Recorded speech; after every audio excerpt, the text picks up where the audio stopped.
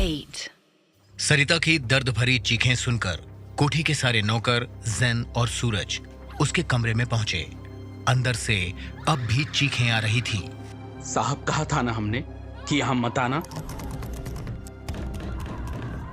सूरज, दरवाजा तो अंदर से बंद है। 1 मिनट, मुझे दरवाजा तोड़ना होगा।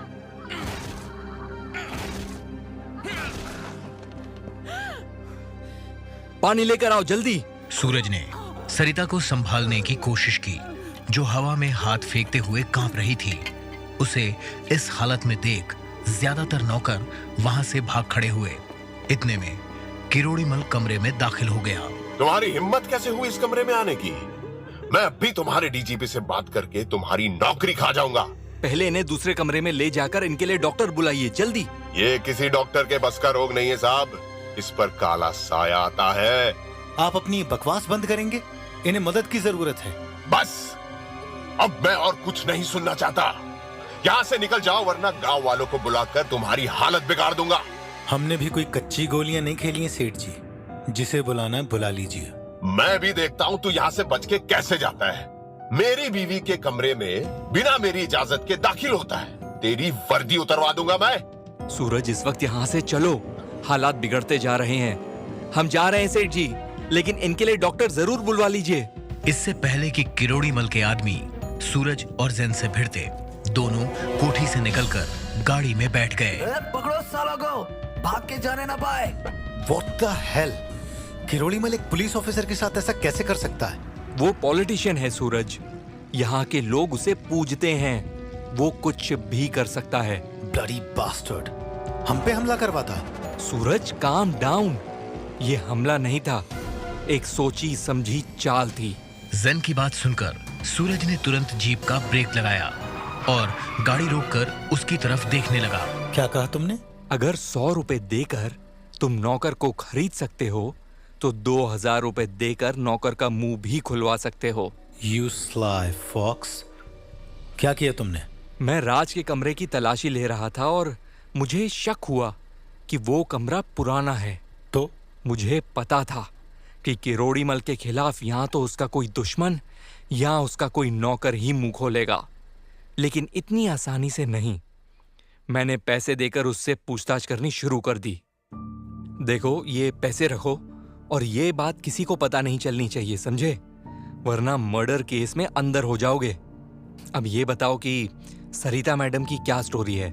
जैन की बात सुनकर नौकर ने सर हिलाया और उसके करीब आ गया। साहब, छोटी मालकिन। 1 मिनट, छोटी मालकिन? क्या सेठ जी की किसी से पहले भी शादी हुई है? बड़ी मालकिन बहुत अच्छी थी साहब, लेकिन सेठ जी का चक्कर छोटी मालकिन से चल रहा था। वो बाईपास वाला 5 स्टार होटल है ना, वहीं से लाए थे सेठ जी उनको। इसका मतलब कि सरिता दरअसल... जैन का इशारा नौकर समझ गया और उसने अपना सर हिलाया। और बड़ी मालकिन कहाँ है?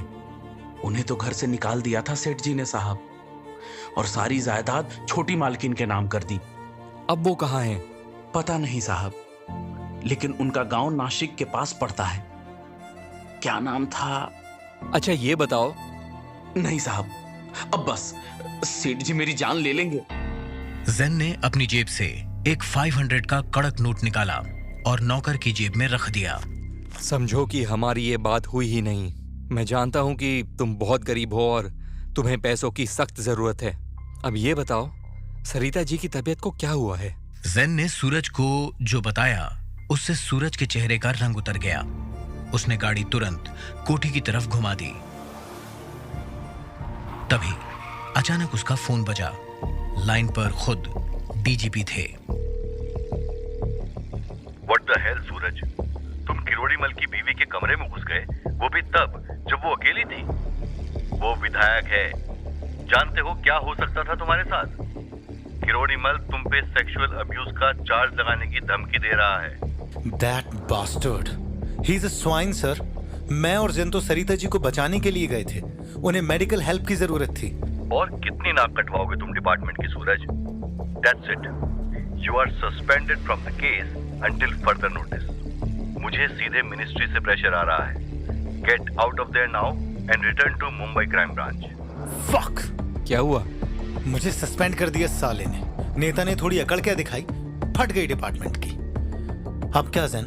जैन सोच में पड़ गया। कुछ पल बाद उसे एक आइडिया आया। अब इस गुत्थी को सुलझाने का वक्त आ गया है सूरज कि रोड़ीमल का मुंह एक ही औरत बंद कर सकती है, खुद अंकिता देवी। मुझे उनसे मिलना होगा। लेकिन वो है कहाँ? तुलजापुर गांव में। जैन, मैं ऑफिशियली कुछ वक्त तक तुम्हारी मदद नहीं कर पाऊंगा, लेकिन अनऑफिशियली तुम्हें किसी भी चीज की जरूरत पड़े तो बेझिझक मुझे कॉल करना, ओके? किसी भी वक्त। Of course. मुझे यहीं बस स्टॉप पर छोड़ दो। तुलजापुर के लिए अगली बस 20 मिनट में आती ही होगी। इतना कहकर जैन बस स्टॉप की बेंच पर जाकर बैठ गया। सूरज ने उसे हाथ हिलाकर अलविदा कहा और गाड़ी चलाकर आगे बढ़ने लगा। सूरज और जैन की नजरें अपनी पूरी बातचीत के दौरान एक अनजान शख्स पर टिकी हुई थी, जो उनका पीछा करता हुआ झाड़ियों में छिप गया था। उफ, न जाने कब आएगी बस। कोहरा भी छाने लगा है। जैन की बात सुनकर वो नकाबपोश अजनबी धीरे धीरे झाड़ियों से निकलकर अपने कदम उसकी तरफ बढ़ाने लगा। तभी अचानक उसके पीछे एक आहट हुई। इससे पहले कि वो कुछ कर पाता, सूरज ने उसे कॉलर से पकड़ लिया और अपनी पिस्टल उसकी कनपटी पर दबा दी। साले पीछा करता है और समझता है कि हमने तुझे देखा ही नहीं। पुलिस वाले हैं हम बेटा, तुम जैसे टपोरियों के असली बाप। बोल, क्या नाम है तेरा? बोल। इतना कहकर सूरज ने उसके हाथों में हथकड़ी बांध दी। साहब भूरन नाम है मेरा साहब। मैंने कुछ नहीं किया साहब। तू हमारा पीछा क्यों कर रहा था? किसने भेजा है तुझे? बोल, झाड़ियों में छुप के क्या सुन रहा था तू? हमारी बातें बताता या तोड़ूं तुझे अभी? साहब सरिता मेरी गर्लफ्रेंड है साहब। तुम्हारी गर्लफ्रेंड?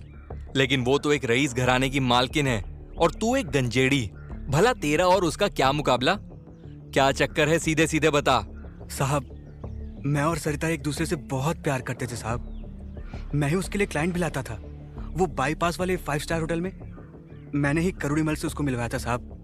वो वहीं रात गुजारने हर फ्राइडे आता था। थोड़े टाइम बाद उसका दिल सरिता पे आ गया। मुझे उसका ये धंधा गंदा लगने लगा साहब। मुझे खुद पर भी घिन आने लगी कि मैंने सरिता को किस नरक में धकेल दिया। इसीलिए मैंने सऊदी जाने का फैसला किया। ये देखो साहब, कंस्ट्रक्शन लेबर का कॉन्ट्रैक्ट का कॉपी भी है मेरे पास। सूरज ने कागज देखे और अपनी जेब में रख लिए। आगे बक। साहब, कहाँ मैं सरिता को सऊदी ले जाकर उससे शादी करके एक अच्छी जिंदगी के सपने देख रहा था, लेकिन उस झिनाल ने अपनी औकात दिखा दी। ऐसा क्या किया है सरिता ने? साहब, करोड़ीमल ने सरिता के चक्कर में अपनी पहली बीवी अंकिता देवी को घर से निकाल दिया और सरिता से दूसरी शादी करके उसे घर पर रख लिया साहब। मैं कुछ नहीं कर पाया। ये देखो उसके आदमियों ने मेरी टांग भी तोड़ दी है। इसके बाद तो मैं गांजा पीने लग गया। अच्छा एक बात बता, तेरी सरिता मैडम का स्क्रू ढीला है क्या? मतलब किरोड़ीमल कहता है कि उस पर कोई काला साया आता है। क्या उसे कोई दिमागी बीमारी है? सूरज और जैन की बातें सुनकर भूरन ने अपने आंसू पोंछे और जोर से हंसने लगा। क्या दिमागी बीमारी? साहब, वो एक नंबर की प्लेयर निकली। यहाँ के गांव के कन्नों के हिसाब से अगर पति या पत्नी दोनों में से एक की दिमागी हालत खराब हो और अगर मेडिकल रिपोर्ट में यह बात प्रूफ कर दें तो उसे जायदाद का ज्यादा हिस्सा मिलता है।